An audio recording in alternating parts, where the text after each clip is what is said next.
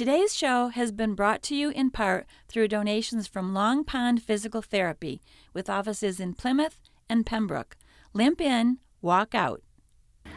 Okay, so we are here at C.N. Smith Farm in East Bridgewater, Massachusetts, with one of the owners, Chris Smith. Hello. And thank you for being with us today and talking to us about blueberry growing. You grow a lot of things here.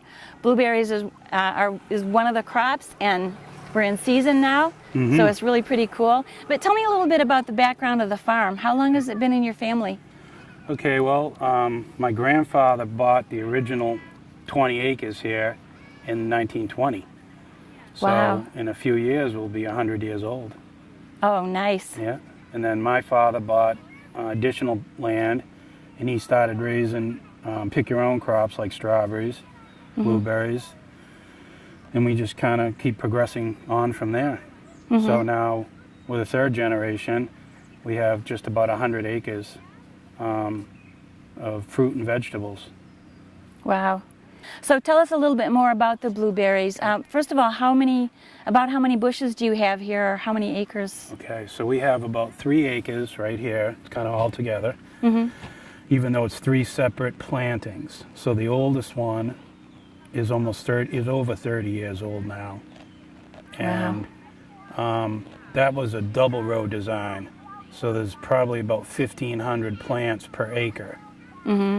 Where typically you have a single row like here. So out of the double row you get increased production, and increased cost when you're planting, but an increased production. But that field is kind of at the end of its existence, and it's gone to, and that's the reason we planted these newer plantings. We find that the single row is better for U-pick. It's easier for them to get to the blueberries. You got a smaller plant. They produce larger berries. So, you know, at some point in time, you have to renew and replant your crops, even blueberries and fruit trees and all of that. So what is the whole life of a tree? After you plant it, how many years does it take before it starts fruiting, and then how long does it fruit? Okay, blueberry bushes, they'll start producing fruit almost immediately. If you buy, say, a 2-year-old plant bush, we sell them here at the farm, in a pot. Okay. You put that in the ground, you actually want to take off those first flower buds. So you just rub them off with your fingers, and in turn that helps the plant produce a good root system. Okay. Because you're not putting any stress on the plant from cropping. So say the first 2 seasons you remove the fruit. When it's a flower, you just rub off the flower buds. Okay. So that by the 3rd season you can start picking some blueberries. And, some of the biggest mistakes people make with blueberries is, one, it needs an acid soil. So, and the pH is the measure of your acidity of your soil. Yeah. So you need to be below 5. Okay. Or the plants will just sit there. They won't grow. They can't take up nutrients. They're an acid-loving plant. They're native to North America. They do very well in our area. But the first thing they always say is pH, pH, pH. You got to get it right, and you got to get it before you plant the crop. And what you do is you add sulfur to the soil to bring the pH down. Everybody knows about putting lime on their garden and on their lawns. Yes. Well, this is the opposite of that. Okay. You want to take the pH down to an acid 4.5 range. And in order to do that, you need to use sulfur. And you need to do that over, say, a year's time before you plant the plants. And it'll make a big difference how they grow. Yeah, lots of planning involved. There is, particularly with blueberries. Yeah, it's not the easiest crop to grow, even though it is a native and a wild crop. We have them growing wild down by the riverbankings. Oh, nice. Here, yeah, so yeah, there's some stuff to it. pH first, and pruning is the next thing.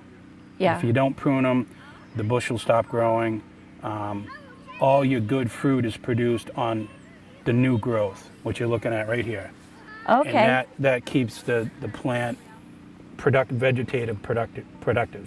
And when do you do that? Is there a certain time of year? We always do it in the off season. We usually start around March. And plants need what they call have a chilling requirement. They need so many hours of dormancy in order for them to go into a cropping cycle. Okay. So we always pick a hardier plant for our winters up north here. Yeah. Yeah. And that's why we choose the varieties we choose. Okay. And they need a lot of sun, like they need to be in the sun? They do pretty need much full sun, but as I stated, they do grow wild, and I've seen them growing in amongst woods. They don't look very nice because they aren't getting the sunlight, but they're still growing there. Yeah. You typically won't see any fruit on them, though. Okay. Okay. I was wondering whether we had a really rainy spring, especially Right. in June. I was wondering if that affected the crops. It did. We certainly had, reason for concern when it was just raining and nonstop. Yeah. Blueberries can tolerate quite a bit of rain, Okay. where other crops can't. But we also put them on a raised bed, if you noticed. The Yeah. ground is raised, Right. and it's for that reason. Better drainage. Better drainage. Blueberries love moist soil, plenty of water, but they can't sit in water. Yeah. There's a difference. Right. And underneath this mulch is a drip irrigation line, so we can just water them. And when it gets too dry, you won't even know that it's going on. So do you want the soil to be a little bit sandy, or does that affect the pH? It absolutely can be. They love organic matter, though. Okay, so they love a rich organic matter soil. So we always suggest when you plant a blueberry bush, you put in some peat moss with it. Okay, Two things that'll happen. The peat moss is already naturally acidic. Okay. And it's organic matter when it breaks down. But you want to soak that peat moss, like in water, so in a wheelbarrow for overnight. Oh, okay. Okay, before you plant it, or it'll actually take moisture away from the plant. Oh, okay. All right. Excellent. Well, thank you for explaining about how to grow blueberries, and you certainly do a lot of work to keep this farm going. I don't know if people appreciate it when they come pick, but I know I do because I see the work that you put into it. You have a smile when you come, and I have a smile seeing you here. Oh, so thank you. you're my number one pick your own customer. Oh, wow, thank you. But with 6 grandchildren, I mean, I know. Well, that's great, and it's good for the kids. It's a good value, and it's a good learning experience for them to come out and see where the blueberries come from, and the strawberries and peaches and all that. Yeah, exactly. That's the main thing. I like my grandkids to know where their food is coming from. Sure. And they get that here. Well, thank you, Chris. You're welcome, Beth. Okay, so we're back with Chris at the peach grove, right? Mm-hmm. So tell us a little bit about peaches in this case, about how many acres or how many trees do you have? Okay, so right here in this particular peach orchard, there's 150 trees. And it's what we call the open center peach style of growing, so that the branches are kept low for the people to reach the peaches. Oh, okay. Where the other style would be the vertical or vertical axis, or like an apple tree. Okay. In which case you would need ladders to pick the taller fruit. Okay. Is that what you have in one of your other fields? I do. Yeah. I actually raise them both ways, and I planted this orchard in particular this way so that we would not have to use ladders for the people to pick. They can reach, as you can see, they'd be able to reach everything on the tree here. Okay. The only downside to it is the branches have a tendency to break because they're weaker. So you always get a few broken branches with this style, but it lets a lot of sunlight in, so you get all the fruit red, nice red color. Oh, yeah. You don't get any of that green or the lack of the red. They're very pretty peaches this way. Yeah, the branches go down this way, Yeah. kind of, and... What you do is you actually take the center or the trunk of the tree out when it's young, and then and then you cultivate 4 what they call scaffold branches. Okay. And you work off of those main 4 branches. Actually, it's kind of like getting 4 trees in one, if you want to look at it that way. Wow. Because okay. each one of those becomes a main trunk. Okay. So you can produce a lot of crop from this style, and it's really the main way peaches are grown. Okay. How old are they when you plant them? About? When we get them from the nursery, they would be their 2nd year. Okay. And you don't want to plant a large caliper peach tree. You want it to be very young so you can decide on your training system early. If it's already on its 3rd year, you lost that opportunity. Oh, okay. and you're stuck with what you have. Okay. Which would be okay for the homeowner. They probably just want your typical, Christmas tree shape fruit tree. Yeah. And that's fine. Yeah. And then, so how many years before you get peaches? Like blueberries, very, very soon. Oh, good. And you want to do the same thing. You want to pick that fruit off when it first starts to form and let the tree grow for the first 2 seasons. And then on the 3rd season, you can start picking peaches. But every year you have to thin off about half of your peach crop. They produce too many peaches up and down the branches, and as I mentioned, you get broken branches. Mm-hmm. If you don't thin them off, 2 things will happen. You'll have a whole bunch of very small peaches. You won't have any nice sized ones. Okay. And you'll have a lot of broken branches. And there's a potential for no crop the next year because so much stress has been put on that tree. And people will think, well, I don't like to do that, and that's a natural reaction. Why am I picking off my fruit?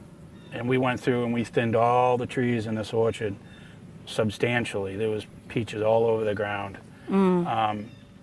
But for every one you take off, the remaining peach gets that much bigger. Okay. So you're not really losing anything. So you're talking about actually taking them off after they've become fruit? After they flowered, after they started to form a fruit, and after what they call shuck split, which is when there's a little leaf, like part of the flower, that remains around the peach in its first week or 2 of growth. Okay. And then that finally falls away, and you'll actually see the shape of a small peach. Anytime and that's when you do it? Yeah, anytime after that, you can assess what you think is on the tree and how much you should take off. They should at least be what they say about a hand's width apart is a rule of thumb. The peaches? The peaches. Okay. On the branch, yes. Yeah. There should be no doubles, and all the singles should be about a hand width apart. That's a lot of work to do with how many, did you say 4,000 trees? 4,000 with the blueberry bushes. Okay. The peaches, they're much farther apart. They're over 20, the rows are 20 feet apart, not 10 like blueberries. Okay. And the peach trees are, I think, 10 feet apart or 15 feet apart in the row. So in an acre, you'll have maybe just 100 peach trees. Now, I imagine you have a problem here with birds loving your farm and loving the fruit, and probably what, other insects and all of that, rabbits and things. All of that. You don't get 100%. It's not too bad with peaches. I mean, I think the blueberries get the worst of it. Yeah. But birds can get into all the crops. They can get into the corn. They can. They make a mess of cornfields too. Oh. So you could say I've kind of just given up and learned just to put up with them as getting 20% of my crop or something. 20%? Yeah, it could be. That's pretty high. It is. So then these peach trees, how many years will they produce fruit that you can sell? So peach trees do have kind of a age limit. Usually when a peach tree gets to be about 15 years old, it'll be time to replace it. What happens is it gets a lot of hard dead wood in the center, and it doesn't produce any new branches. And just like the blueberries, all your peach crop is from this year's growth. They do not produce fruit buds on older growth like an apple tree does. An apple tree will have a fruit bud and it'll fruit for 5 or 10 years, not peaches. So pruning is critical with peaches. Pruning is what invigorates new growth. The new growth is what you get those fruit buds on. Okay. So I prune these trees really hard this spring. You'd be pretty amazed at what they look like after we prune them. Kind of scrawny? It looked like we cut half the tree away. And you did that again like March, April? Or? We do that again, yeah, right around actually with peaches you hold off a little bit longer, sometime closer to bloom, to be ensured that the flower buds you're looking at are live and didn't get winter damage. Okay. So you sometimes hold off until you see that you have live flower buds, and then you can prune. So it's okay we set the peaches for the last crop to be pruned. Okay. And like I said, we have to prune them pretty hard. Yeah. That's the first stage in thinning, the pruning, and then the second half of the thinning is picking them off by hand to give you that nice sized peach. Yeah. What kind of soil do they like? Peaches don't like wet. They don't do wet. Ah. Anything too wet and they're gone. So you have to have good drainage. Yeah, they get root disease very easily. So you can't put them in any place that'll have standing water, and that's why I have these on a little bit of a slope here. Okay. So we get good drainage away from them.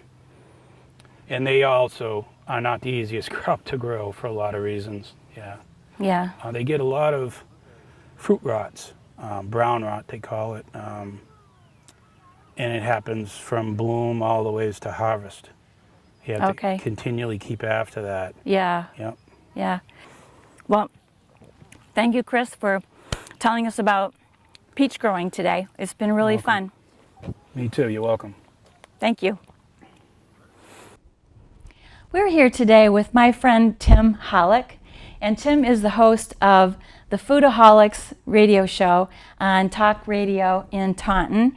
And we've been talking about how to grow blueberries and peaches. Tim has a famous peach pie that he's going to show us how to make with those beautiful peaches that we picked at C.N. Smith Farm. Thanks for coming today, Tim. Thanks for having me on. You know I like to cook. Yes, you do. I am the quintessential Food-a-Holick. Yes, you are. And I'm really anxious to try your pie because I've been hearing about it for years, and I've never been given a piece of your pie. So. I know. I'm sorry, Beth. I can't believe you haven't, but you'll have one later on. Well, let's get started on it. That sounds good. I'm excited because we have what's called the perfect pie crust. This is an old recipe from my wife's aunt up in Colebrook, New Hampshire. Okay. And there's some ingredients in it that's a little bit different than most. Okay.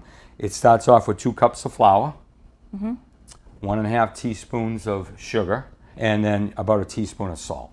Okay. That's what we put in here. Then what we're going to do is we're going to take the Crisco, and it calls for a 1/2 cup of Crisco and then a 1/4 cup of Crisco. And I do them separately. Okay. And I cut them in. And why would you maybe use Crisco instead of, let's say, butter? Well, most people think that the lard, the Crisco, makes a flakier pie crust, which I have to agree. I like the way it mixes in with it. And all you're going to mix it in with is a pie cutter. And you cut it in. And what you're going to want is like a resemblance of like small peas eventually. Okay. By mixing it in. Now you can see it's starting to turn into like little pea mixtures here. Yeah. And that's all of it binding together. And what we do next, now we got to wet the mixture because the wet part is the key to a pie crust. Right. I've had it where I didn't have it wet enough. I've had it too wet. Too wet's easier than have it not wet enough because when it's not wet enough, you can't add water after you start rolling. No. You're going to have to throw it away and start, and I get aggravated when I do that, but I have had to do that. When it's too wet, you just throw some extra flour on top and it absorbs it some. Okay. So basically the mixture is a 1/2 an egg. This is where the different ingredients come in. I have a 1.5 teaspoons of white vinegar and then a 1/4 cup of cold water. Okay. And then what I'm going to do is I'm just going to toss with a fork and get my mixture wet. That's why I like to use it in a container like this. It's easier to pour because you don't want to soak it. You're doing it slowly and you're mixing around. You're like tossing, you know, as the mixture starts to get wet, you know, and that's the key to a pie crust, really. So now what we're going to do is we're going to do the foil over it, and we're going to put it in the refrigerator for a 1/2 hour. You want the crust, the dough mixture a little bit colder. Because it rolls easier. And what's going to happen next is we're going to make our peach filling, which is done on the stove. Okay. I already have the mixture in here. I have a 1/2 cup of sugar. Yeah. So basically that's mixed with a 1/4 teaspoon of nutmeg and a dash of salt. Okay. So now we're going to, put our peach juice in here. So we have some peach juice with it's going to be a 1/3 cup. All right. Again, that's why I like to use the measuring. They're a lot easier for pouring. Right.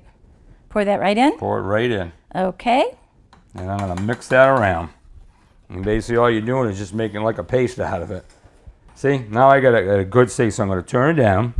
Yep. Put it on low, and we're going to put, that's 2 tablespoons of butter. Which on your mixture, on your package, you can see the lines. There's 8. Yes. 8 of them. And then you get that melted in there. Yeah, so now we're going to have the lemon juice, which is a tablespoon. We have 1/8 of a teaspoon of almond and some orange peel. Oh, so nice. throw that in there. That's what's really going to give the juice its flavor.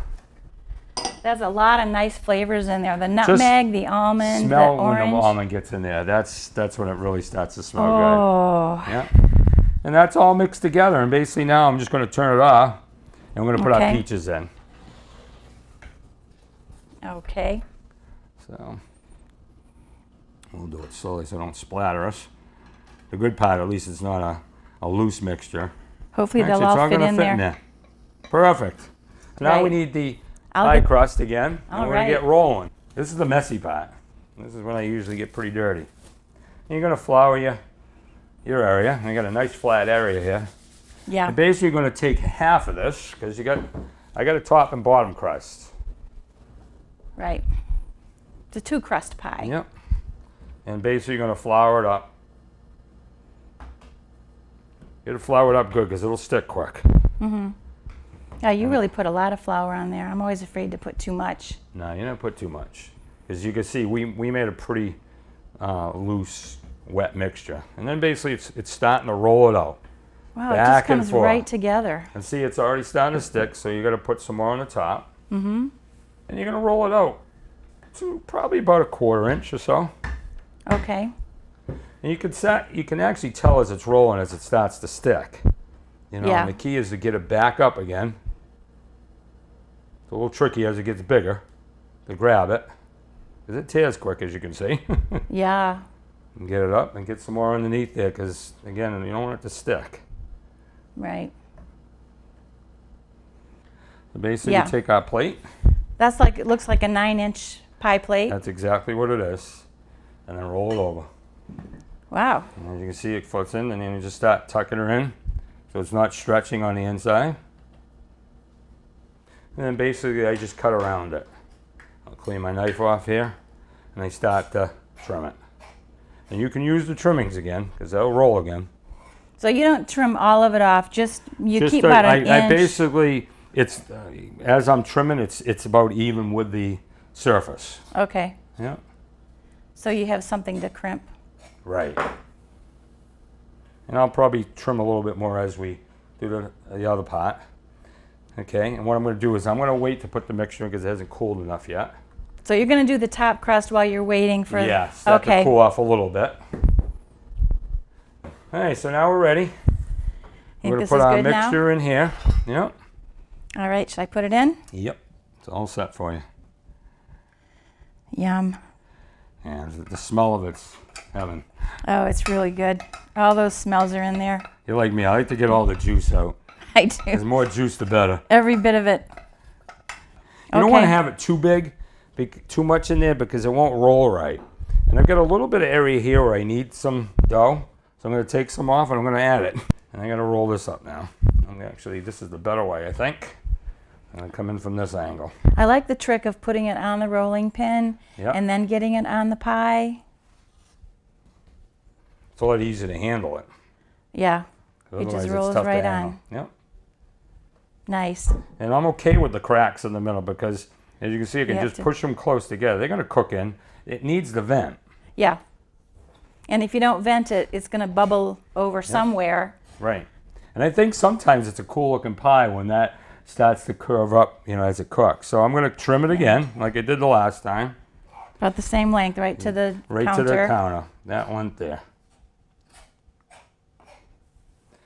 And what I do is I kind of press around the edges, and then I start to roll it in. When it comes to a pie, I'm not looking for a perfection looking pie. I just, I know there's a better way of probably rolling this and making it look real pretty, but I'll show you what I do to get it to look somewhat what I want it to look like. And then this is all I do. I just crimp around with my finger. Oh, okay. Again, I don't look for the perfect looking pie crust. Oh, that's good though. It's all about the taste. It looks cool. Yeah, it still looks good. And then basically we're going to take the milk, and I just basically pat the pie down. Some people use an egg wash, I don't like an egg wash on a pie. Oh, so it's just milk, no egg. Nope, just milk. Okay. I'm basically just wetting the top, as you can see. You know, not soaking it. You don't want it soaked. Yeah. This will make your crust a little bit crisper at the top. Mm-hmm. And we got some sugar. And it'll give it a little bit more flavor. So you just sprinkle sugar again or your substitute on the top. Nice. Yep. Just like when you're trying to sugar your fruits, they come together good. Okay. And that's it. And here's your pie. I mean, it's got a good look to it. Yeah. And basically, you're going to put this in an oven for 40 to 45 minutes at 400 degrees. 400 degrees. So you all set for that? Let's do that. We have a preheated oven.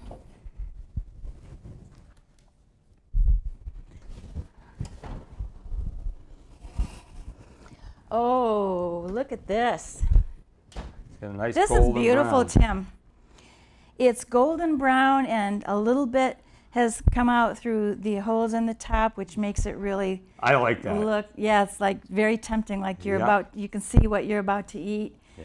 And the crust looks luscious. Yeah, that's about the color you want it, you know. But see how the sugar permeates in with the crust, and it makes the valleys, the up and down, you know, peaks and valleys look even more tempting. So I'll Yeah, let you that's do the great. honors of scooping it out. All right. That's the part I always hate. Okay. Well, we'll give it a try here. It'll come out. Some of it will come out. It mostly came. Yeah. I missed a little crust. Yep. Oh, here we go. Okay. Get yours out. I'll grab yours. Oh, you're going to cut for me. Okay. Yeah. But Give it me held your together thoughts. really well. Okay. Bon appetit. Bon appetit. The flavors together. It's just all that's in the pie Nutmeg. crust, the nutmeg. It makes quite a tasty pie. It's very good, Tim. I'm glad you liked it. So thank you for watching today. It's been a lot of fun cooking with Tim. Thank you so much for coming in and doing your pie. I appreciate you having me. Well, I appreciate you being here. And we'll see you next time on Two Grannies on the Road. Bye now.